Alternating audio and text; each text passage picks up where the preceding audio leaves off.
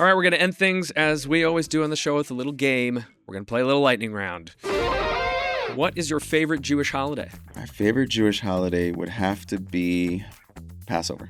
Why? I was going to say, like, Yom Kippur is actually the most meditative one for me. For sure. But Passover is when we gather all the family and the friends. And when I say it's my favorite, it's also because I do one Seder for family and then one Seder for friends and family. That's cool. And from all different heritages, all different walks of life, all different religions, because we're able to tell the story and bring people in and show them the love and the joy of our culture. I love that. What do you think is the most overrated Jewish holiday? Hanukkah. Why? Because we basically make it seem like it's a big holiday because we're so afraid of Christmas. Yeah. It was not a big holiday. It's never going to be as big as Christmas. Most people don't know that, like, Jews like Irving Berlin wrote most of the Christmas songs. Yeah. Like, Christmas is a commercial holiday. Like, Coca-Cola put him in red and white. And, like, I loved making, Christmas albums when I was in the music industry. Like, stop being so afraid of the fact, like, it's okay, they have Christmas. Like, stop pretending like Hanukkah is competing. What's a Jewish story you'd like to see told on the big screen? Nachshon. What's that? Nachshon was the leader of the tribe of Judah. And when Moses went to part the Red Sea, which actually was the Sea of Reeds when you translate it properly from Hebrew, Moses was basically telling everyone, walk into this body of water. And it was storming and it was crazy, and everyone's like, Moses wants us to kill ourselves. Like, he wants us to do mass suicide. He's crazy. We're all going to die in there. Egypt and the Pharaoh are coming on that hill. They're going to kill us all. This crazy man has led us. And they weren't listening to Moses. Yeah. And he's saying, God is telling me, walk into the water. And Nachshon felt something. He basically was like,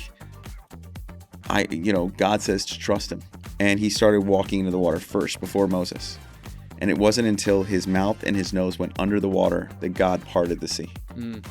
And Nachshon had to walk the entire way like that with everyone behind him. And the moral of the story is this idea that it isn't till you put yourself into a place of danger. It isn't until you trust and have faith enough to sacrifice, to walk to that edge, to have a moment where you can't breathe. That's when miracles happen. And it's one of my favorite stories. Favorite Jewish sleepaway camp song?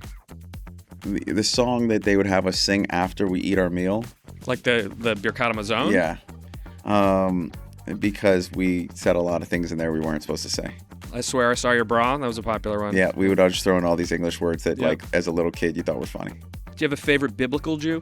I'd probably Moses, just because he became Superman later. What do you mean? The story of Superman is based on Moses. Say more.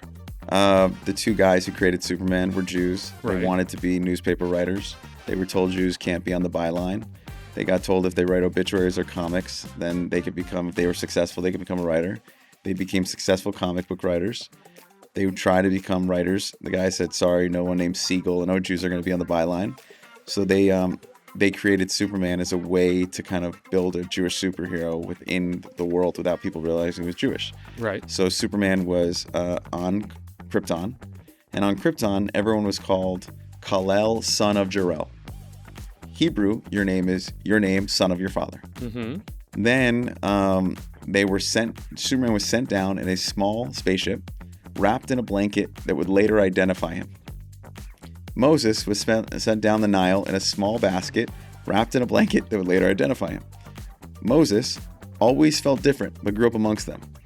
And then one day discovered who he was.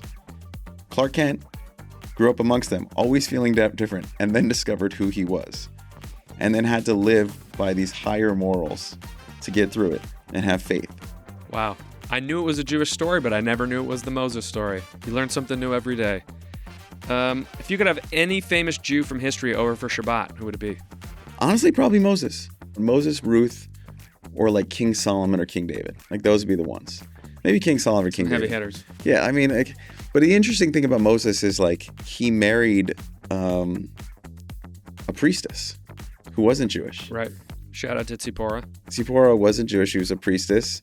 And no one, like, freaked out and complained. Like, I'd want to know what he thinks about all the fear and the assimilation and the things that would happen. I'm curious to talk to, like, a King David, who always strived to be better while making so many mistakes. Mm-hmm. How he saw the world. I'd be curious to be able to talk to Solomon with all the wisdom and then to talk to their great-great-grandmother, Ruth, technically the first major convert. Yeah. To see like how she sees the world. I think it would be interesting to have them see where we've come and see if they have wisdom to give us or if they're just deeply disappointed. Yeah. That's a conversation I would like to be at. Who's the best Braun brother basketball player? If you're down and you need a scorer, we need buckets. You need buckets. I'm the best shooter in the family, and I like being in that position. I think Adam would fully admit that. Nice. Even though he just beat me at we were playing knockout, and he literally knocked me out of my own birthday party. Brutal. Do you guys ever take people on as the Braun brothers, like +1?